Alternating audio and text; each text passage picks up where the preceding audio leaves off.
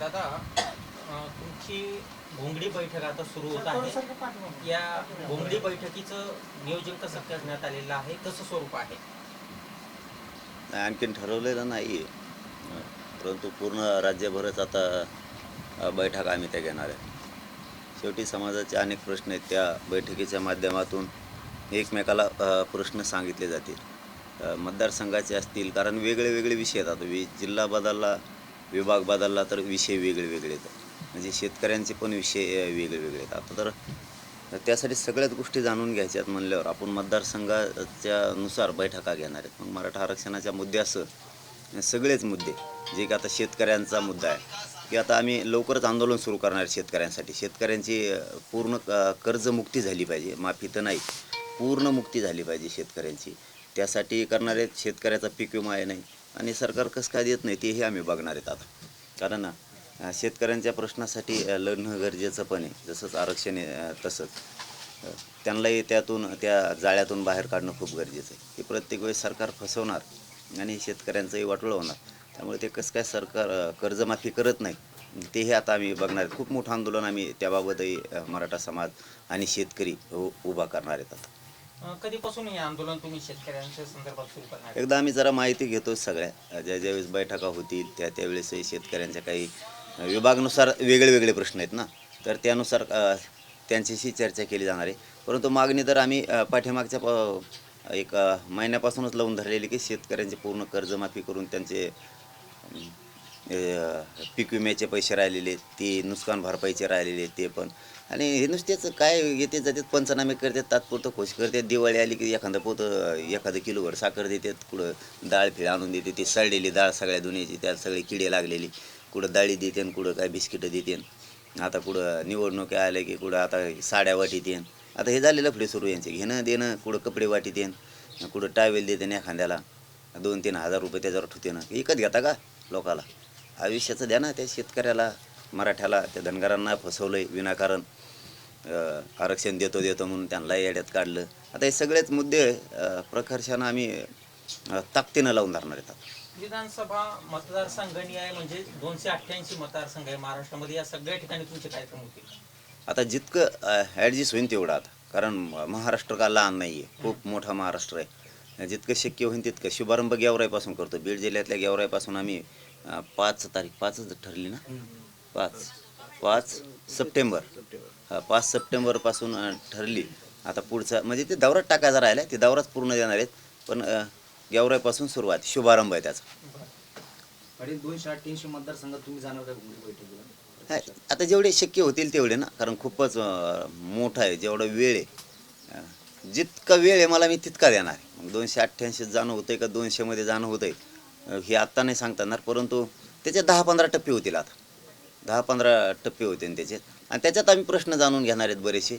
आमचीही भूमिका समाजासमोर आम्ही मांडणार आहेत. आरक्षणाला धोका दिला, मराठ्यांना दिला, धनगरांना दिला, 12 बलुतेदारांना दिला. ओबीसी जरी आरक्षणात असलं तरी त्याचे छोटे छोटे प्रश्न खूप आहेत की ते सोडले गेलेले नाही आहेत सामान्य ओबीसींचे. तसेच काही समाजाचे प्रश्न आहेत, महादेव कोळींचे आहेत, लिंगायत समाजाचे आहेत, दलित मुस्लिमांचे आहेत. हे सगळे सोडवण्यासाठी आणि शेतकऱ्यांचे, विशेष करून शेतकऱ्यांच्या प्रश्नावर जास्त ताकद लावणार आहेत. आणि शेतकऱ्यांचं म्हणजे मराठा आरक्षण तर हे एक नंबरलाच आहे, हे सुटूच शकत नाही. बाजूला हे आम्ही 1 इंचसुद्धा त्यापासून बाजू जाऊ शकत नाही. आणि ओबीसीतूनच घेणार, हे याच्यावर पण ठामच आहे. आरक्षण मराठ्यांना ओबीसीतूनच घेणार. परंतु शेतकरी हे आमचाच आहे ना, ते तर कुठं लोकांचं आहे. त्याच्या मरणाचे हालचाली नुसते आत्महत्या आत्महत्या. त्याने 1.5 लाख रुपये द्यायचे नाहीत, लाख रुपये झाले मोकळे. म्हणजे आमची किंमत शेतकऱ्यांच्या मरणाची किती केली जाते बघा तुम्ही, लाखात. त्याच्यात आमचा सोन्यासारखा माणूस गेला, त्याने आत्महत्या केली, याची किंमत नाही आहे सरकारला. असे प्रश्न इतके अनेक आहेत. आता बघा तुम्ही त्या शहीद झालेल्या जवानांच्या कुटुंबाचा प्रश्न आहे. देशासाठी लढून, या मातेसाठी लढून त्या कुटुंबावरती प्रचंड वेळ आली. परत त्या शिक्षकांचे प्रश्न आहेत, त्यांचे प्रचंड आहेत. आज सकाळी माझ्याकडं एस टी कर्मचारी आले होते, ते बी शेतकरीचे. त्याने नुसतीच एस टी दामटायची आणि पैसे सरकारला कमवून द्यायचे. त्याच्या प्रश्नाकडे कोण ध्यान द्यायना, त्याचा वेतन आयोग लागू करेना, काहीच नाही. नुसते आंदोलनं करा एवढंच. यांना नीटच करणार आहे मी या सगळ्या प्रश्नावर. आता ह्या सरकारला नीट केल्याशिवाय सोडत नाही मी. मला काय त्या जातीवाद करायचा नाही आहे, मला काही देणं घेणं नाही. कारण मी काय छगन भुजबळच्या शाळा शिकलेलो नाही, त्याच्यामुळं ते जातीवादाचा धडा मी त्याच्याकडून घेतलेला नाही. मला जातीचं काय देणं घेणं नाही आहे. मी जातीवाद करणार नाही. पण सगळ्या जातीचे प्रश्न सोडवल्याशिवाय सोडत नाही मी. यांना सुट्टीच देत नाही सरकार. आणि कसं देत नाही यांच्याकडे बघतोच मी आता. मराठा आरक्षण तर नंबर 1लाच, ते तर ओबीसीहून घेतल्याशिवाय सोडणार. गेवराईपासून सुरुवात होणार आहे घोंगडी बैठकीला, समारोप कुठे असणार? आता नागपूर विदर्भातल्या लोकांचं म्हणणं आहे अमरावतीकडं करू. आता काहींचं म्हणणं आहे नागपूरला करू. आता पुण्यावले रात्रीपासून तराला लागले. ते म्हणतात आमच्या मावळकडं करू. आणि मुंबईतले म्हणतात मुंबईत करू. हे असं कन्फ्युजन झालं आहे आता. कुंकड करायचं आणि कुंकड नाही. कुंकडे केलं तर राज्य आमचं आहे ना. असं थोडंच आहे. नागपूरला केलं तरी आमचंच आहे, मुंबईत केलं तरी आमचंच आहे का ते आमचं नाही. तसं सांगून द्या आमचं आहे का नाही. पुण्यात केला तरी आमचंच आहे. बघू आता या समाजाच्या भावनेनुसार थोडं ते टप्पा हे होईल. परंतु सध्या तरी गेवराई, माजलगाव आणि आष्टी ठरली सुरुवातीला. आता परळी, केज आणि बीड आज यायलेत बैठकीला. बघूयात आता निर्णय आज चुकाच्या तारखे कोणाकोणाला कशा होत आहेत. तुम्हाला कन्फर्म डाटा देऊ. हे काय अर्धवट होईल असं सांगणं म्हणजे ते अर्धवट. तुम्हाला कन्फर्म सगळा रूट आम्ही देणार आहेत. कारण 10-12 पेक्षा जास्त टप्पे पडतील असं वाटतं. कारण आता विधानसभाने आम्ही बैठका घ्यायला घोंगडी बैठक. ते पोलीस भरती संदर्भातला एक प्रश्न असा आहे की पोलीस भरतीची जी प्रक्रिया आहे ती आता पूर्ण झालेली आहे. या संदर्भात सरकारकडे तुमची काही मागणी असणार आहे का? हा जे पोरं त्या भरतीमध्ये गेलेत त्यांच्याबद्दल जे कुणबीचं आहे ना, तर त्याला 6 महिन्याची व्हॅलिड दिली पाहिजे. कारण ती व्हॅलिड निघत नाही. काही जातीवादी अधिकारी जाणून बुजून ती वेळ निघून गेल्याच्या नंतर व्हॅलिड द्यायला लागलेत. काही प्रमाणपत्र द्यायला पण तातडीनं त्याच्यावरती निर्णय घेत नाहीत काही अधिकारी. तोही प्रश्न आहे. आणि सरकारला मी सांगितलं आहे कालसुद्धा सांगितलं आहे, वारंवार सांगतोय सुद्धा की व्हॅलिडिटी कुणबील वाढून द्या. त्यांनी सांगितलं आहे देतोत म्हणून. 6 महिन्याची मुदतवाढ व्हॅलिडिटीसाठी करूयात. बघूयात आता करतेत का. नसता आम्हाला उठाव राज्यभर पुन्हा करावंच लागणार आहे. मराठा आरक्षणासाठी बाकीच्या विद्यार्थ्यांचे खूप प्रश्न आहेत. त्याच्यासाठी आता हे सगळेच प्रश्न आम्ही हातात घेतलेत की जे शेतकऱ्यांच्या, मराठ्यांच्या निगडीत आहेत. सर्वसामान्य लोकांच्या दैनंदिन जीवनाशी निगडीत जे प्रश्न आहेत ते सगळेच घेतलेत. कारण आम्हाला कुठं जातीवाद करायचा नाही, राजकारण पण करायचं नाही. किंवा आमचा अजेंडाच नाही. दोन्ही पण नाही. जातीवाद करायचा नाही आम्हाला आणि राजकारण पण करायचं नाही. सरकारने नाही ओळखून घेतलं तर त्याला नावेलाच. मग आमच्या पुढं पर्याय नाही. महाराष्ट्रातल्या निवडणुका पुढे ढकलल्या, त्याच्यामुळे हा वेळ मिळालाय का आता सगळ्या ठिकाणी मशागत करण्यासाठी? आणि नेमकं सरकारने अशा पद्धतीने का केलं? कारण इतर ठिकाणच्या जर काश्मीर बघितलं आपण, महाराष्ट्रासोबत ज्या ठिकाणच्या राज्याच्या निवडणुका आहेत त्या तर वेळेवरती घेतल्या जातात. मशागत त्यांना करायची होती, गोरगरीब फसवण्याची.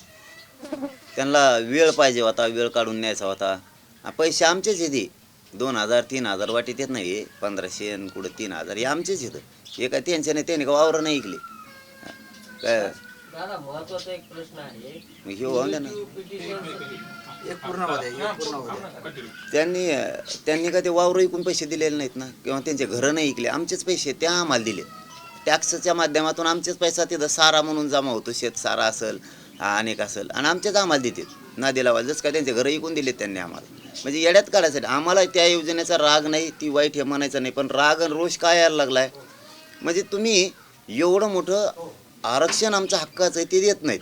म्हणजे आम्हाला आयुष्याची सुविधा पाहिजे ते देत नाहीत. आणि ते चिरीमिरी देणार तुम्ही. इकडून त्या जत्रातल्या रेवड्या फुटाण्या खाल्ल्यासारख्या 2-3 हजार आयुष्याला पुरण का आमच्या लेकराला. ते आम्हाला आमच्या लेकराचं भविष्य बघायला लागणार आहे. तुमच्या खुर्च्या बघून आम्हाला नाही ना चालणार. तुम्ही ते देत नाहीत. शेतकऱ्याला आयुष्याचं द्यायचं. तुम्ही पाणी द्या, लाईट द्या, त्यांच्या शेतीला भाव द्या. कशाला कर्जमाफी करायची सुद्धा गरज नाही. कर्जच होत नाही शेतकऱ्यावर. कोणी आत्महत्या होत नाही ना, आम्ही कोणी मरत बी नाही. तुम्ही मारायला जबाबदार तुम्हीच आहेत. कर्जबाजारी करायला सरकारच जबाबदार आहे. चारही बाजून हे सरकारच घेरत आहे. ना आता ज्या निवडणुका ढकलल्यात ना, ही जी एकूण रोष आहे मराठ्यांचा, धनगरांचा, मुस्लिम दलितांचा, 12 बलुतेदारांचा, गोरगरीब ओबीसीचा जे रोष आहे ना, हे यांना झोप येऊन द्या ना. म्हणून त्यांनी त्या पुढं ढकलल्यात. काही कमी होणार नाही रोष. कारण तुम्ही आमचं वाटोळं करायला निघालात. आणि तुम्ही कुठं आता तात्पुरता आम्हाला लाडीगुडी लावलंय म्हणजे आमचा रोज जाणार आहे असं होणार नाही. कारण आमच्या लेकराचं वाटोळं आम्ही नाही होऊन देऊ शकत ना. आमच्या डोळ्यासमोर आमचे लेकरं दिसतात. आता आम्हाला तुमचा पक्ष आणि तुमचा सत्ता आमच्या डोळ्यासमोर दिसत नाही. क्युरेटिव्ह पिटिशन संदर्भामध्ये 11 सप्टेंबर रोजी सुप्रीम कोर्टामध्ये सुनावणी होणार आहे. सुप्रीम कोर्टाने जर ते आधीचं 13% आरक्षण मान्य केलं तुमची भूमिका कशा पद्धतीने असणार आहे आणि कसं या म्हणजे त्या आरक्षणाकडे तुम्ही बघता? आमचं मागणी ओबीसी आरक्षणात. आम्हाला दिल्लीकडच्या विषयी बोलायचेच नाही. ती मागणी आमची नाहीच आहे, कारण ते टिकणारच नाही. काही केलं तरी टिकणार नाही. जर मराठा समाज मागाससिद्ध झाला हे जर मुख्यमंत्री विधानसभेच्या पटलावर म्हणत असले तर मागाससिद्ध झालेली जात ही ओबीसी आरक्षणात घ्यायला लागते 50%च्या आत. वर का घेतलं आम्हाला? 50%च्या वर घ्यायचं कारण काय? तुम्ही 50%च्या आत आम्हाला टाकायला पाहिजे होतं. ते टिकत नाही आणि ते टिकलं आणि फिकलं आम्हाला त्याचं देणं घेणं नाही, कारण आम्हाला ते राज्यापुरतं नाही. आम्ही ओबीसीत आम्हाला केंद्रापर्यंत आरक्षण पाहिजे. ओबीसीतलं कुणबी आरक्षण आहे राज्यापासून केंद्रापर्यंत. कोणी एखाद्याला समजा उदाहरणार्थ तुम्हाला इथून बीडला जायचं, तुम्हाला एसटी तिथपर्यंत हाई, तुम्हाला मध्येच उतरून दिले गेवर आहेत, मग काय पै जायचं का तिथून पुढं? आमचं भविष्य उदाहरणार्थ तिथपर्यंत आहे. आमचं भविष्य राज्यापासून केंद्रापर्यंत आहे. ते आरक्षण आहे आमचं तिकीट डायरेक्ट दिल्लीचं आहे.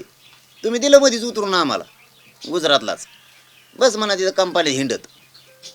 आम्हाला आमचं हक्काचं आरक्षण आहे ओबीसीचं, ते केंद्रापर्यंत आहे. हे 10% दिलं ते राज्यातलंच दिलं EWS घालून टाकलं आमचं.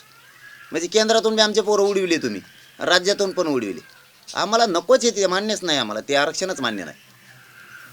आपण आता सगळ्या योजनांचा उल्लेख केलेला आहे. सरकारनं आता पुन्हा एक नवीन योजना आणलेली आहे. मुख्यमंत्र्यांनी बीडच्या कार्यक्रमामध्ये एका नवीन योजनेची पुन्हा घोषणा केलेली आहे, आमचा लाडका शेतकरी योजना.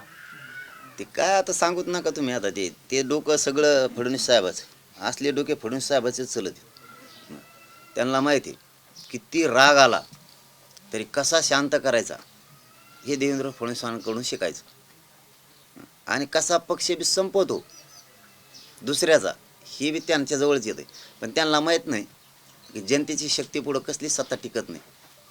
कसली तुम्ही किती काय करा, धनगर बांधव खास ओरिजिनल काम करणारा, स्वतःच्या जातीसाठी स्वतःच्या लेकराची आस्था असणारा खास धनगर जो आहे ना, तो देवेंद्र फडणवीसांनी फसवलेला कधीच विसरू शकत नाही. खास मराठा, जातवान मराठा जो जातीसाठी काम करतो, जो खास मराठा आहे, तो मराठ्यावर झालेला अन्याय आरक्षणाच्या बाबतीत कधीच विसरू शकत नाही. मुस्लिमावर झालेला अन्याय, दलितांवर झालेला अन्याय, सामान्य ओबीसीवर झालेला अन्याय हे सामान्य लोक कधीच विसरू शकत नाहीत. आणि शेतकऱ्याला निवडणूक जवळ आली की दर 5 वर्षाला म्हणतात तुम्हाला कर्जमाफी करू, तुमच्या शेतीला भाव देऊ, तुमच्या सोयाबीनला भाव देऊ, तुमच्या कांद्याला भाव देऊ, तुमच्या दुधाला भाव देऊ. दुधाचा तर असा पचका झाला आमच्या, अगं बा बा बा विचारू नका. टँकर नाही आली ती दुसऱ्या 2 महिन्यातच दुधाचा व्यापार करणारा सुधारतोय बा. 2च महिन्यात 90 लाखाच्या पुढचीच गाडी बुक करतोय 2च महिन्यात. आणि दूध आमच्या त्याच कॅन्डी 30 सायकल आणि माणूस त्योच धोतर तेच. आमचं कैच बदाना, आमच्या चष्म्याच्या काचा फुटलेल्याच, त्याचा चष्मा 35,000चा. आमच्यावर व्यवसाय करणार, आमच्या दुधावर. ह्या हरामखोर अवलादींनी आमचे लोकांचं रक्त पेले. मग शेतकरी यांना माया नाही, काय नाही, काय नाही. यांना कोणाची माया दया नाही. ना मराठ्यांची आहे, ना धनगरांची आहे, ना गोरगरीब ओबीसींची आहे, ना मुस्लिमांची. यांना कोणाची नाही, नुसता जातीवाद बस, दुसरं काहीच नाही. मारामाऱ्या लावायच्या आणि स्वतःची सत्ता साधून घ्यायची. मारामाऱ्या लावायच्या आणि स्वतःची सत्ता साधून घ्यायची, एवढंच काम आहे यांचं. विकास फक्त शब्द वापरायचा. अहो आणखीन त्यांना ते अरबी समुद्रात तर छत्रपती शिवरायांचं स्मारक झालं नाही. हिंदुत्ववादी म्हणते स्वतःला, हिंदुत्ववादी म्हणते स्वतःला, छाताड बडून घेते. छत्रपती शिवरायांचं स्मारक नाही झालं. तुम्हाला ते हिंदू मिलमधलं डॉक्टर बाबासाहेब आंबेडकरांचं स्मारक नाही झालं. आणि लोकांना फक्त शिकवायचं, भाषणात तेवढं म्हणायचं हिंदू जमले, फार्म कट्टर हिंदू हे भाषणं ठोकायचे. आणि ओबीसी जमले, आमचा DNA ओबीसीचा आहे. अरे तुम्ही नेमके हाय कुणाची? तुम्ही ओबीसीचे आहेत म्हणून त्यांना कळाना, हिंदूला कळाना तुम्ही हिंदूचे आहेत. मला जातीवाद शिकायचे, ती बायाबरी लपून ठुली इकडे. ती दुसऱ्या देशातली पळून आली ती कोण, तिकडे कप केली नाही का आत्ता आरक्षणाच्या आंदोलनात? बांगलादेश. हा, तिकडं कुठली तिथं ती इकडं लपून ठुली आहे नाही. आणि परत म्हणते आम्ही हिंदू आहे, हिंदूवादी. म्हणजे तुम्हाला आमचं वाटोळं करायचं का या राज्यातल्या आणि देशातल्या लोकांचं? आमच्यात वाद लावून. शेतकरी आत्मा आहे, शेतकरी जगवणार आहे. त्यांना जागवायचं सोडून खुर्च्या जागवायसाठी तुम्ही आमच्यात मारायला लावा लागले. ओबीसीत आणि मराठ्यात, धनगरात मराठ्यात, आमच्यात कुठा लावून देऊन मोकळे व्हायला लागले. काय विचार आहेत तुमचे त्यामुळं ना सामान्य जनतेने शहाणं होणं गरजेचं आहे. मला एवढं माहिती, सामान्य लोकांना शहाणं होणं खूप गरजेचं आहे. अशी लाट गोरगरिबांची कधी येणार नाही. गोरगरिबांनी याच्यात उडी मारा, स्वतः देणारे बना, आपला अन्याय बंद करा. म्हणजे एक शब्द या राज्यातून, म्हणजे महाराष्ट्रापासून ती पॅटर्न सुरू करू आपण, की महाराष्ट्रातून या राज्यातून आपला विचार सगळे राज्य घेतील, की आपल्याला वाटतं महाराष्ट्र पॅटर्न असा करावा की जी शब्द आहे तो कायमचा मोडून जाईल. तो शब्द असा आहे की बोलताना लोक बोलतात श्रीमंत होत चालला आणि गरीब होत चालला. कारण श्रीमंताला मोठं करणारा गरीबच, जो गरिबाला मोठं होऊन देत नाही त्यालाच मराठी किंवा या राज्यातली जनता मतदान करते. म्हणून जो नेता किंवा जो श्रीमंत माणूस आहे सगळ्या जाती धर्मातला, तो गरिबाला मोठं होऊ देत नाही. मग तुम्ही त्याला मोठं का करता? गरीब त्याला मोठं का करता? जर तुम्हाला असं वाटतंय गरीब राहत चालला आणि श्रीमंत होत चालला, एवढं जर तुम्हाला कळतंय, तर मग गरिबांनी श्रीमंताला एकदा पायाखाली टाका ना. आणि आपलं स्वप्नच आहे ना, शेतकरी असू द्या, सगळ्या जाती धर्मातला गरीब असू द्या, ही लढाई गरजवान त्याची. मग तो मराठा असू द्या, धनगर असू द्या, मुस्लिम असू द्या, एकदा ह्या श्रीमंताला पायाखाली टाकायचं ठरवा ना. गरीब कसा मोठा होत नाही ते आपण बघू. गरीबाला कसं काय मिळत नाही, धनगरांना आरक्षण कसं मिळत नाही, शेतकऱ्यांचे प्रश्न कसे सुटत नाहीत ते आपण बघू. दादा, अनेक नेते जे राजकीय पक्षाशी संबंधित आहेत ते तुम्हाला येऊन भेटतात. गेल्या आपण 5-6 दिवसापासून पाहिलं तर खूप मोठी रीत तुमच्याकडे सुरू आहे. 29 तारीख तुम्ही दिली होती, मात्र ती तारीख परत बदलली गेली. पण हे जर सगळं पाहिलं तर पक्षामध्ये जे पक्षाचे कार्यकर्ते आहेत ते देखील आज अस्थिर झालेत का? त्यांना देखील त्यांच्या अस्तित्वाची भीती वाटते का? म्हणून ते तुमच्याकडे येऊन भेटतात. तुम्हाला फक्त टीव्हीला दिसले. तुम्ही गेल्यावर लय टपूनच असते ती, तुम्ही गेल्यावर जास्त येते. ते आधी बघत ते लय होत चाबरे येते, त्यांचा माणूसही दाणून ठेवते का कोणते आधी ते म्हणतात मीडियावाले गेले सांगा मग भरपूर गाडी आले. मी म्हणलो ते गेल्यावर कसं काय आली हो गाडी? लय याच्यात बी चाबरापणा चालू आहे त्यांचा. लय 7 जण तुम्ही गेले, 1 जण कशाचं? लय कलाकार लोक आहे ते. त्याच्यामुळं तिथं काय व्हायलंय याच्यापेक्षा लोकांना एक गोष्ट सहन होत नाही. आता आपण ज्या पक्षाच्या नेत्याला मोठं केलं, मग ते 4-5-6 असते ते किती असं, आता 6 झालेत, एका 2-2 झाले. त्यांना ते शब्द सहन नाही होत की ज्या नेत्याला मोठं केलं ते आपल्या अंगावर घालायला लागले. माझी मागणी गोरगरीब मराठ्यांना आरक्षण मिळावं म्हणून, शेतकरी मोठा व्हावा म्हणून. गरीब शेतकरी नको राहायला, त्याच्या मालाला भाव मिळाला पाहिजे, कारण मी शेतकऱ्याचा पोरगा आहे, मला का राजकारण नाही करायचं. मग हे लोकांच्या लक्षात यायला लागलं आणि ते माझ्या विरोधात बोलायले. लोकांची इच्छा होत नाही तिथं थांबायची, तिथं होत नाही. आम्ही हिंदू आहेत ना, आम्ही पण कट्टर हिंदू आहेत ना. मग हिंदूला कसं काय विरोध करतो आरक्षण द्यायला? मग आम्हाला नुसते गोटागोटी ढुलक काय तुम्ही? आम्ही कशाला आहेत? आम्ही हिंदू आहेत, आम्हाला आमच्या धर्माचा गर्व आहे, स्वाभिमान आहे, तो असला सुद्धा पाहिजे. पण आम्हाला याच्यातून एक कोड नाही उरगडलं. मारामारी करायच्या दिवशी, दांडके उचल्या दिवशीच मराठा पाहिजे काय?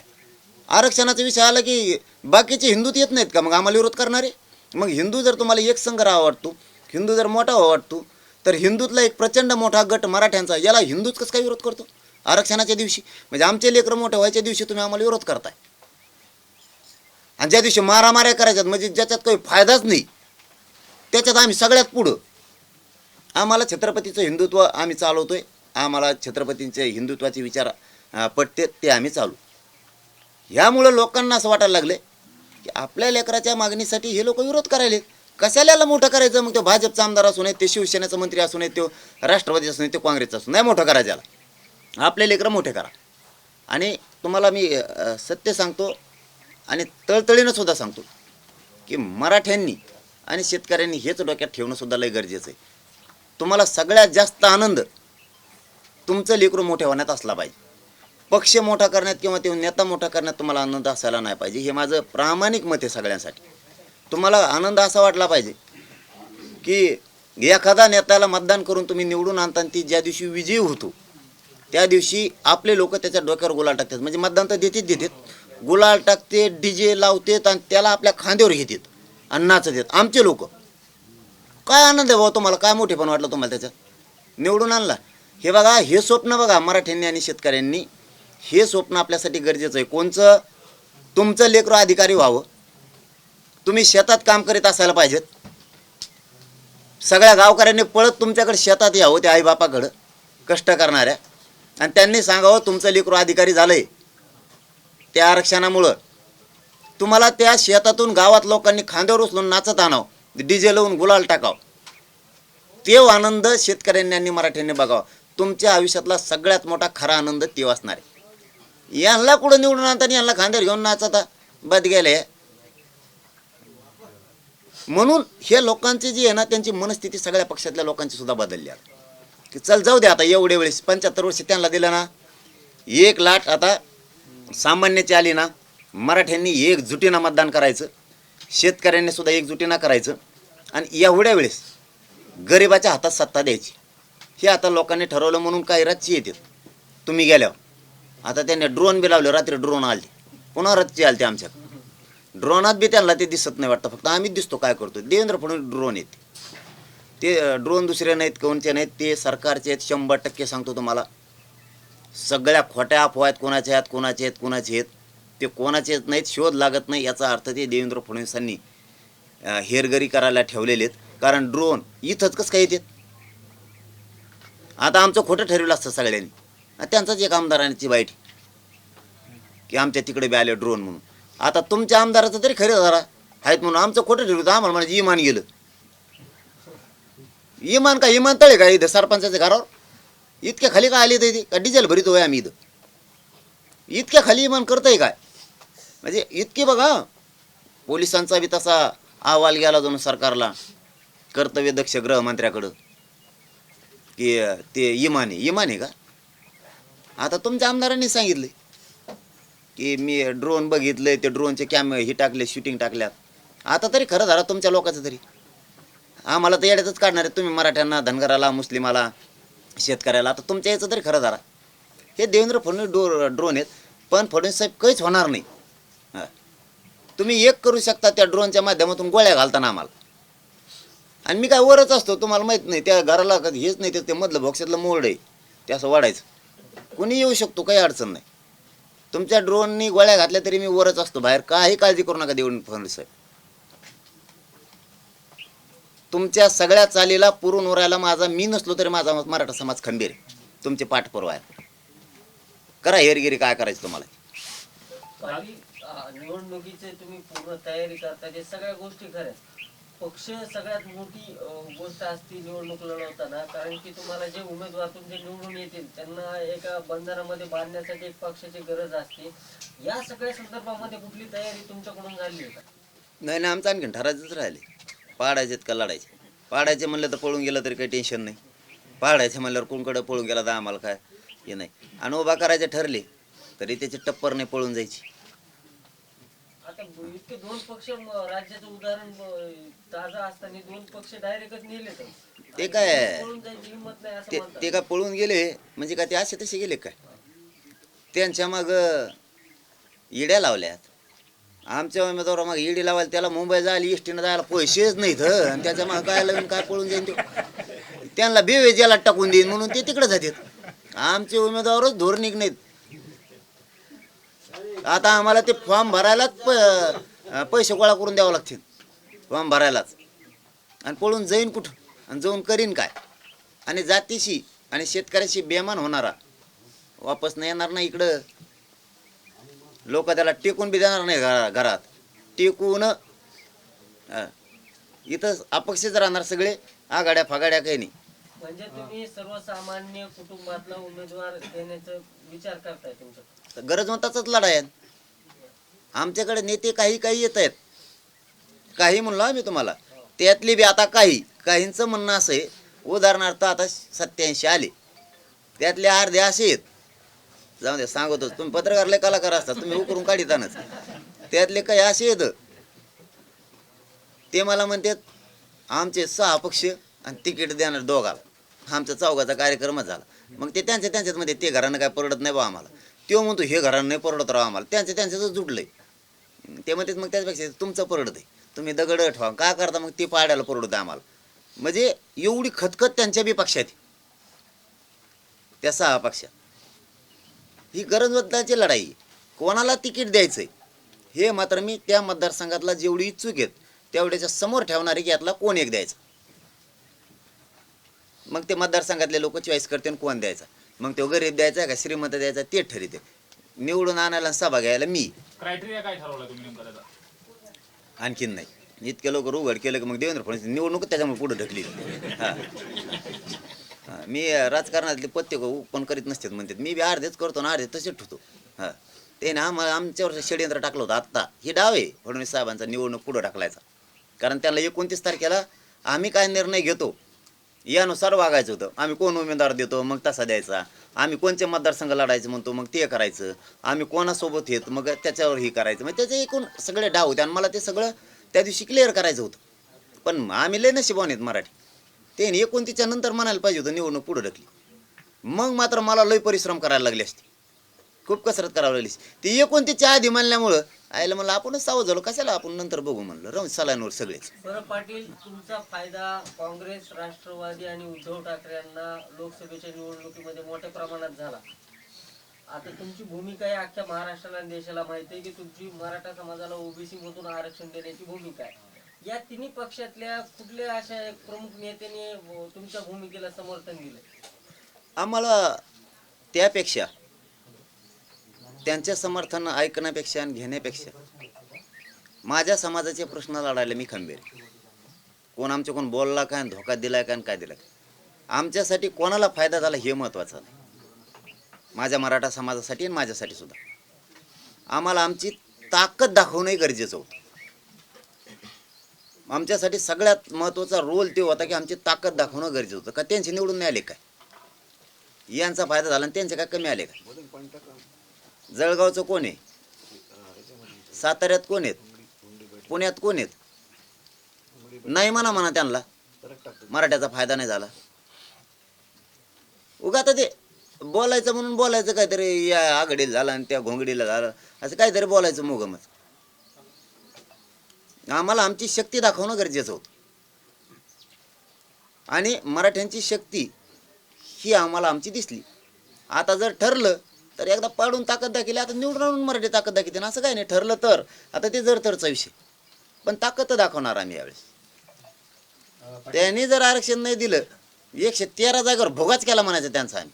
बरं पाटील, तुम्ही असं कुठं जाहीर केलं नाही की जर मराठा समाजाला ओबीसी मधून जर या सरकारने आरक्षण दिलं तर तुम्ही या सरकारच्या बाजूची भूमिका घेता, निवडणुकीमध्ये त्यांना निवडून द्या असं आव्हान करताना असं कधीच म्हणलं नाही आतापर्यंत, जेव्हापासून हा लढा चालू झाला तेव्हापासून? कारण मला राजकारण करायचं नाही, ते राजकीय डाव असतो. जेव्हा आरक्षण देईन त्याच्या बाजूने आम्ही राहू. काय ठेका घेतला काय माझ्या जातीने यांचे झेंडे उठलायचा, रेकॉर्ड करायचा? आम्ही काय ठेका घेतला का? काही रेकॉर्ड करायचा आहे. काय म्हणतात मी 5 वेळेस निवडून आलो, एवढे बस आलो, 6 वेळेस होतो तिकडं नाल्यात जाऊन पड नाही एखाद्या, तो रेकॉर्ड करायला आम्ही ठेका घेतला होय मराठीने? एवढीच बार मला निवडून द्या म्हणतात, मग मी कवाच भरत नाही, मरण ना तिकडे जाऊन. ए काय तुमचे धंदे, आम्हाला आमचा रेकॉर्ड करायचं पडलाय, आमचे लेकरं मोठे करायचं पडले, तो हा रेकॉर्ड कुठं करतो? आम्ही तो आत्याचं पोरगा, मग एवढे बार निवड आत्याचं पोरगा आहे म्हणून काय आता तू काय निवडून येतो का आमच्याकडून? आणि आमच्या पोरं काढी लावतो का, मारतो का? सगळे यांच्या भूमिकाच आम्हाला आवडत नाहीत. आता सहज बोलतात ती, मी मोठा आहे, उद्योगी व्यावसायिक आहे, मग ते 20 पोरं लावले का नोकरीला, मग त्याच्यामुळं मला निवडून द्या. तो का उपकार केला का ती 20 लावले तर? तू त्यांना पगार देतो, ते कामं करतात, त्याच्या चौपट तुला उत्पन्न होतंय. मग तू कारखान्यात लावतो, कंपनीत लावतो, तू एखाद्या शाळेत लावतो, एखाद्या कॉलेजवर लावतो, तू उपकार नाही करीत. तो अंधारात बिनले मोठं गाबाळ घेतो. शिक्षक म्हणून तुला नोकरी लावायचं असलं तरी तो आहे तिथलं शाळेवरती काम करतो, तेव्हा तो पगार देतो. आणि तू काय फुकट नाही देत, तुला उत्पन्न नाही दे. तुला शाळेचं उत्पन्न आहे, तो आहे कारखान्याचं आहे, तू काय कंपनीत लावशील एखाद्या, तिथं उत्पन्न नाही. आम्हाला कष्टच करावं लागतात ना, तरी म्हणून निवडून द्यायचं काय तुला? शाळेवर एखादा शिक्षक केला, कारखान्यात एखादा नोकरी लावला म्हणून त्याचं उत्पन्न नाही होत का 5-10 पट तुला आमच्या जीवावर? आमचं कष्ट आहे, तू येशीतच आहे. जे नोकरी लावलेले लोक यांचे कष्ट आहेत आमचे.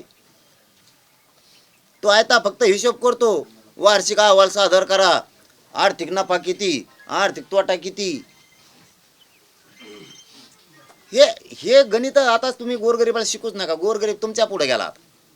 फक्त आम्हाला आता गरीब कसे मोठे होतील याच्यासाठी काम करायचं. पाटील चला, धन्यवाद. पाटील, उद्या महाविकास आघाडीकडनं ते बदलापूर प्रकरणात निषेधार्थ महाराष्ट्र बंद महाराष्ट्र बंद कसं बघता पाटील तुम्ही बंद? नाही नाही, बंद कळ कसं बघणार ही नाही, ही काय प्रश्न नाही. पण ती घटना लय वाईट. हे असलं होणं हे फडणवीस साहेबांना कसं शोभतं आणि ते कसे लक्ष देत नाहीत ह्या गोष्टीकडं, ही अवघड आहे. कारण मी प्रत्येक प्रश्नात राजकारण नाही करणार. कुठं आमचं आणि त्यांचं जरी आरक्षणात लागलं असलं तरी मग कसल्या प्रश्नात ही करणार नाही. पण ते लेकरू आहे, या राज्याचं देशाचं ते लेकरू आहे. त्या लेकराला न्याय मिळाला पाहिजे, 100% न्याय मिळाला पाहिजे. नसता पुन्हा जनता रस्त्यावर उतरलच, सुट्टी नाही देणार. मी काय हे राजकीय आरोप करत नाही किंवा देवेंद्र फडणवीसला विरोध करायचा म्हणून करत नाही. पण लेकरू हे राज्याचं आहे, तसंच ते देशाचं आहे. त्या लेकरावर झालेला अन्याय, त्याला न्याय म्हणजे न्यायच मिळाला पाहिजे. विरोधक राजकारण करतायत असा सत्ताधाऱ्यांचा आरोप आहे. ते काही मत असते मग पाहता ते उत्तर मी कसं देऊ. तेच म्हणतो ना, त्या लेकरात मला राजकारण नाही करायचं. पाटील शेतकऱ्याच्या ते राज्याचं लेकरू आहे, देशाचं लेकरू आहे. त्याला न्याय भेटला पाहिजे याच्यावर आम्ही ठाम आहे. पाटील शेतकऱ्याच्या प्रश्नावर तुम्ही आंदोलन करणार येणाऱ्या काळामध्ये नेहमी कसं आंदोलन असणार आहे, कशी दिशा त्या आंदोलनाची असू शकते? ते तर आणखीन क्लिअर केलं नाही, परंतु आम्ही शेतकऱ्याचेच पोर आहेत ना. याचबरोबर मागणी करून असता शेतकऱ्यांना देणारं बनावं लागणार आहे. आंदोलनं बी करीत बसण्यापेक्षा, आंदोलन तर करणारच, पण आंदोलनच नुसते करीत बसण्यापेक्षा शेतकऱ्यांनी, सगळ्या जाती धर्मांच्या लोकांनी, मराठ्यांनी, या सगळ्यांनी एकत्र येऊन सगळेच देणारं बना ना. तुमचा प्रश्न तुम्हीच सोडवा. आंदोलन करायची गरजच नाही, आंदोलन करण्याची गरजच नाही. गरिबीतून जर बाहेर तुम्हाला निघायचं असलं तर तुम्हालाच आता परिवर्तनवादी विचाराचं व्हावं लागणार आहे. तुमच्या मतात आणि मनात दोन्हीत तुम्हाला आता बदल करावा लागणार आहे. पाटील, एक शेवटचा प्रश्न की राज्याचे मुख्यमंत्री एकनाथ शिंदे आहेत, मात्र तुमचा सातत्याने रोग जो आहे तो उपमुख्यमंत्री असलेले देवेंद्र फडणवीस यांच्यावर असतो. नेमकं काय याचं कारण आहे? तुम्ही गाडी घेतली तर गाडीला किंमत आहे का तुमच्या बिगाड्यावर? त्याला फिटरकडे न्यावं लागेल. फिटरने जर एखादा नट ढिला ठेवला तर तुम्हाला परत त्याच गॅरेजवर आणावं लागेल. मेन फिटरच ती आहेत.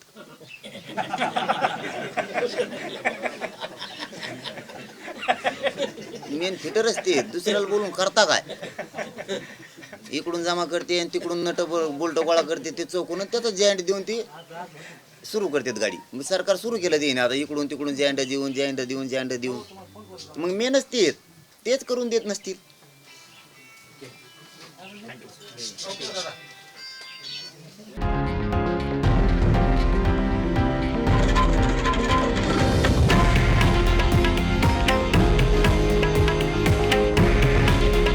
हे आहे देशातील नंबर 1 न्यूज नेटवर्क आणि आपण पाहत आहात TV9 मराठी.